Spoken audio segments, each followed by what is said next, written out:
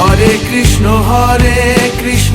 কৃষ্ণ কৃষ্ণ হরে হরে, হরে রাম রাম রাম হরে হরে।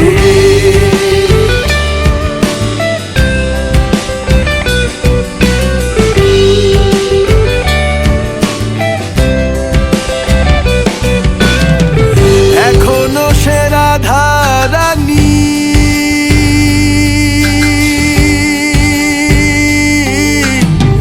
বাঁশির সুরে পাগলিনী। আজকে চলে গেছিলাম দক্ষিণ কলকাতার যাদবপুর থানার কাছাকাছি একটি লোকসংস্কৃতি উৎসবে, যেটির নাম বারোভূতের মেলা। এটি মূলত হয়ে থাকে যাদবপুর এলাকার বিজয়গড় অঞ্চলে। প্রায় ৭৬ বছর ধরে মেলাটি হয়ে আসছে এবং পৌষ সংক্রান্তির দিন থেকে 10 দিন চলে এই মেলাটি। তো এই মেলাটির ইতিহাস কবে কীভাবে শুরু হলো সবটা জানতে স্কিপ না করে দেখতে থাকুন আজকের ভিডিও বারোভূতের মেলা অন এক্সপ্লোর উইথ সুমন। প্রতিবারের মতো এবারেও চলে এসেছিলাম নিয়ারেস্ট রেল স্টেশন দক্ষিণেশ্বর, যেখান থেকে মেট্রো তো এখন অ্যাভেলেবেল আছেই। মেট্রোতে করে সোজা চলে যাই একেবারে বাসজনি এলাকাতে, মাস্টারদা সূর্য সেন। তো দক্ষিণেশ্বর থেকে মাস্টারদা সূর্য সেন যেতে সময় লেগেছে আনুমানিক 55 মিনিট, ভাড়া পড়ে 25 টাকা। তো এখন মেট্রোর কানেক্টিভিটি গোটা কলকাতা জুড়েই রয়েছে, ইস্ট ওয়েস্টও রয়েছে, নর্থ সাউথ রয়েছে। তো যার মধ্যে আমার এই দক্ষিণেশ্বর থেকে সবথেকে ইজিয়েস্ট ওয়ে হচ্ছে সাউথে যাওয়ার জন্য মেট্রো। এছাড়া আপনারা ট্রেনে করেও যেতে পারেন এখান থেকে শিয়ালদা, দেন শিয়ালদা থেকে বারুইপুর বা ক্যানিং যে কোনো ট্রেনে করে আপনারা চলে যান বাঘাযতীন, দেন সেখান থেকে অটো করে চলে আসতে পারেন এই মেলার লোকেশানে। যেহেতু আমি মেট্রোতে করে গেছি, তো এখানে আমার নামতে হচ্ছে টালিগঞ্জ অথবা মাস্টারদা সূর্য সেন। সেখান থেকে অটো করে আমি চলে আসি রানীকুঠি, দেন রানীকুঠি থেকে আরেকটা অটো পাল্টে আমাকে যেতে হবে এই বিজয়গড় এলাকার বারোভূতের মেলাতে। তো বারোভূতের মেলার একেবারে মেলার লোকেশানে অটো নামাচ্ছে না, একটু আগে নামাচ্ছে, দেন সেখান থেকে আমাকে হেঁটে আসতে হয় এই মেলার লোকেশানটাতে। মেলাটি খুবই জমজমাট মেলা এবং অনেক বছর ধরে চলে আসছে। দক্ষিণ চব্বিশ পরগনার শহরতলি, বিশেষ করে এই যাদবপুর এলাকার এটা খুবই প্রাচীন মেলা, যার জন্য দূর দূরান্ত থেকে বহু মানুষ এই মেলাটায় ভিড় করে। 14ই জানুয়ারি বা পৌষ সংক্রান্তির দিন থেকে মেলাটি শুরু হয় এবং যেহেতু এখানে হাঁস দিয়ে পুজো করা হয়ে থাকে, তো অনেকে হাঁসের ডিমের নিয়েও আসেন পুজো দিতে। পাশাপাশি দেখতে পেলাম যে এই মেলাটার অনেক ইতিহাস রয়েছে। তো মেলার ইতিহাসের পাশাপাশি আরেকটা জিনিস দেখলাম যে এই মেলাটা কিন্তু বেশ বড় করে হয়, তো ভিড়ও প্রচুর হয়। বহু মানুষ আসেন, বিভিন্ন ধরনের জিনিসপত্র পাওয়া যায়। ঢোকার মুখে দেখলাম কিছু সাধু সন্ন্যাসীরা এসেছেন, তারাও কপালে টিকা দিচ্ছেন।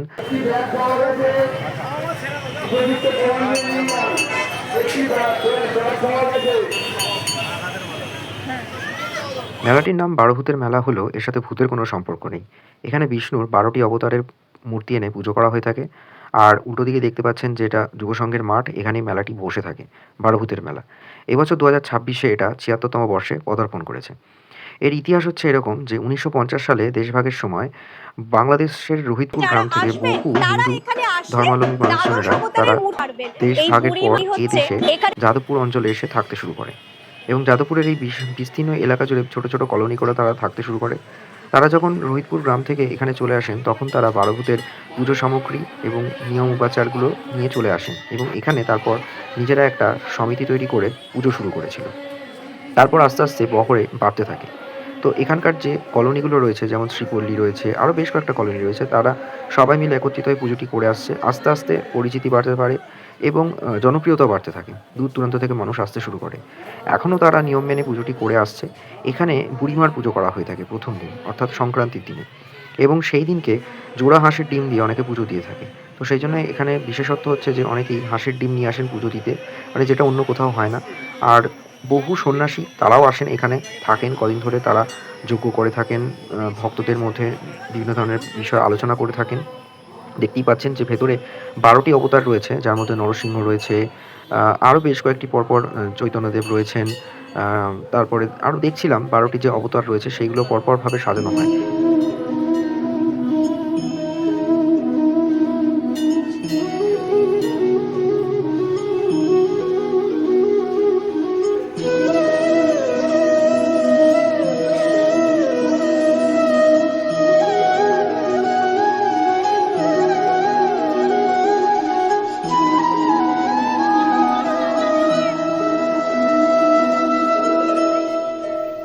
এই এই বারোভূতের মেলায় সংক্রান্তির দিন বুড়িমার পুজো দিয়ে উৎসব শুরু হয়, বাৎসরিক উৎসব, এবং তারপর পয়লা মাঘে এই ১২টি অবতারের মূর্তি এনে পুজো করা হয়ে থাকে। প্রত্যেকটি অবতারকে আলাদাভাবে পুজো করা হয়ে থাকে নিয়ম উপাচার মেনে।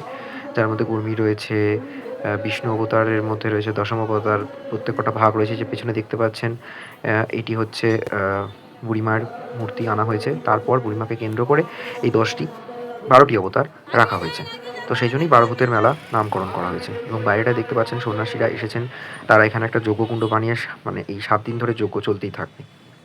তো সব মিলিয়ে দেখতে গেলে পুজোটির নিয়ম উপচার একটু অন্যরকম, ডিফারেন্ট। বেশ ভালো লাগলো আমার প্রথমবার এই মেলাটি দেখে। এরপর উল্টো দিকে যে মেলার মাঠ আছে সেখানে যাই। বিশাল আয়োজন করা হয়েছে, মানে যুব সংঘের মাঠটার আয়তনে ছোট, কিন্তু সেখানে এত সংখ্যক দোকান এসেছে, মানে হেন কোনো খাবারের দোকান নেই, হেন কোনো রাইডস নেই, সবই রয়েছে। আর দূর দূরান্ত থেকে যাদবপুর, দক্ষিণ কলকাতা শহরতলির যে সমস্ত মানুষজনেরা আছেন তারা সবাই এই বারোভূতের মেলায় একবার হলেও এসে দেখে যায়। তো দেখতেই পাচ্ছেন সব রকম দোকান, মানে সাজসজ্জা, কাপ, ডিশ, প্লাস্টিক, বিভিন্ন ধরনের ঘরের সাজাবার জিনিসপত্র, নর্মাল মেলায় যা খাবারের দোকানগুলো হয় সবই রয়েছে এই মেলাতে।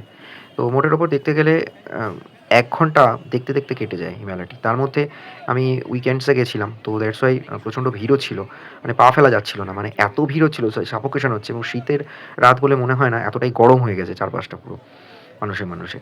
তো দেখতে পাচ্ছেন প্রচুর ভিড় আছে, সব রকম উপাচার, সব রকম উপকরণ, সব কিছুর দোকানপাট রয়েছে। বাচ্চাদের খেলনার দোকান রয়েছে, মেয়েদের সাজসজ্জার জিনিসপত্র রয়েছে, কাপ ডিশের দোকান রয়েছে, বিভিন্ন ধরনের পিঠেপুলির খাবারের দোকান রয়েছে, আইসক্রিম, নর্মাল জিলিপি, পাঁপড় এসব তো রয়েইছে, কাবাবসের দোকান আছে, ঘুগনি, ফুচকা, সব রকম স্টল রয়েছে এখানে। একটি ছোট ব্যাগ পাওয়া গেছে।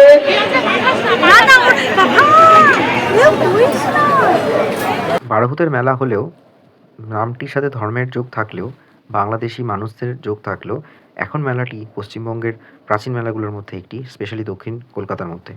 যার জন্য এখন এটা সবার মেলা, সবাই আসছেন। মেলা মানেই তো সব মানুষের সমাগম। সেখানে সব রকম রাইডস থাকবে, খাওয়া দাওয়া থাকবে, সব কিছু। তো ধর্মকেন্দ্রিক আলোচনা বা ধর্মকেন্দ্রিক উৎসবকে কেন্দ্র করে যে মেলাগুলো শুরু হয়েছিল কোনো একটা সময়, তা আজও বহমান এই পশ্চিমবঙ্গে, স্পেশালি কলকাতার মতো জায়গাতে, যেখানে আস্তে আস্তে মেলার সংখ্যা ক্রমশই কমছে। সেখানে দেখলাম যে এই মেলাটায় বহু মানুষ আসে, তাতেই বোঝা যায় এর পপুলারিটিটা অনেকখানি।